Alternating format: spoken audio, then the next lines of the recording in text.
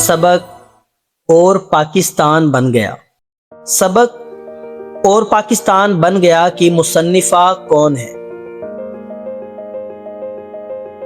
خدیجہ مستور۔ خدیجہ مستور کس شہر میں پیدا ہوئی؟ بریلی۔ خدیجہ مستور کے اس مشہور ناول کا نام کیا ہے جس سے یہ سبق لیا گیا ہے؟ آنگن۔ ناول آنگن پر خدیجہ مستور کو کون سا ادبی انعام ملا؟ آدم جی ادبی انعام۔ خدیجہ مستور کی وفات کے بعد ان کی کون سی تصنیف شائع ہوئی؟ زمین۔ ناول آنگن کی کہانی کس عہد کی کشمکش کو پیش کرتی ہے؟ قیام پاکستان کے وقت کا دور۔ قیام پاکستان کے بعد پاکستان کا پہلا دارالحکومت کون سا شہر منتخب ہوا؟ کراچی۔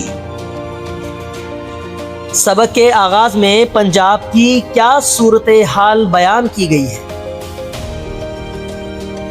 خون کی ہولی کھیلی جا رہی تھی۔ بڑے چچا صدمے سے کیسے ہو گئے تھے؟ نڈھال۔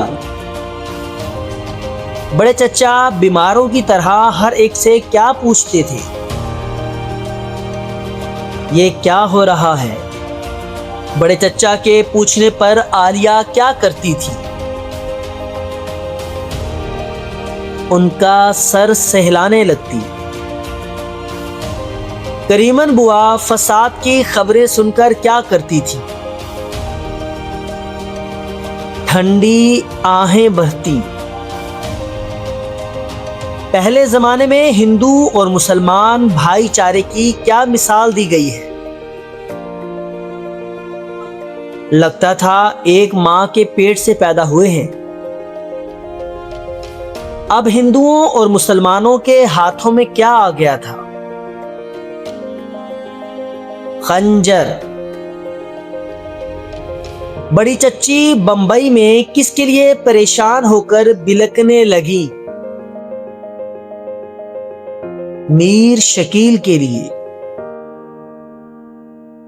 تمہارا پاکستان بن گیا جمیل، یہ جملہ کس نے کہا؟ بڑی چچی نے۔ جمیل بھیا نے بڑی چچی کو تسلی دیتے ہوئے کیا کہا؟ فساد 4 دن میں ختم ہو جائیں گے۔ شام کو سب لوگ چائے پی رہے تھے تو کس کا خط آیا؟ ماموں کا۔ ماموں نے اپنی خدمات کس کے لیے وقف کر دی تھی؟ پاکستان کے لیے۔ خط پڑھ کر اماں کی کیا کیفیت تھی؟ مارے خوشی کے ان کا منہ سرخ ہو رہا تھا۔ اماں نے پاکستان جانے کے بارے میں کیا کہا؟ ہم تو بس تیار بیٹھے ہیں۔ جمیل بھیا نے گھبرا کر سب کی طرف کس طرح دیکھا؟ جیسے فسادی ان کے دروازے پر پہنچ گئے ہوں۔ جمیل بھیا نے اماں سے کیا کہا کہ وہ کیوں نہ جائیں؟ آپ یہاں محفوظ ہیں۔ اماں نے کس نگر میں رہنے سے انکار کیا؟ ہندوؤں کے نگر میں۔ جمیل بھیا نے نیند دیوانگی کے عالم میں کیا کہا کہ کون نہیں جائے گی؟ عالیہ۔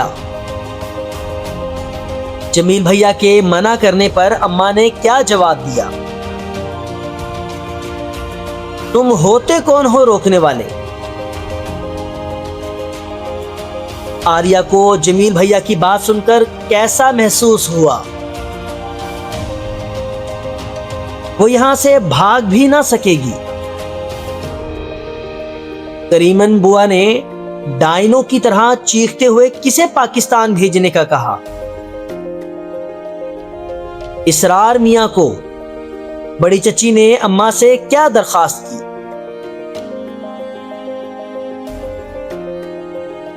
مجھے اکیلے نہ چھوڑو۔ عالیہ پناہ ڈھونڈنے کے لیے کہاں بھاگ گئی؟ اوپر چھت پر۔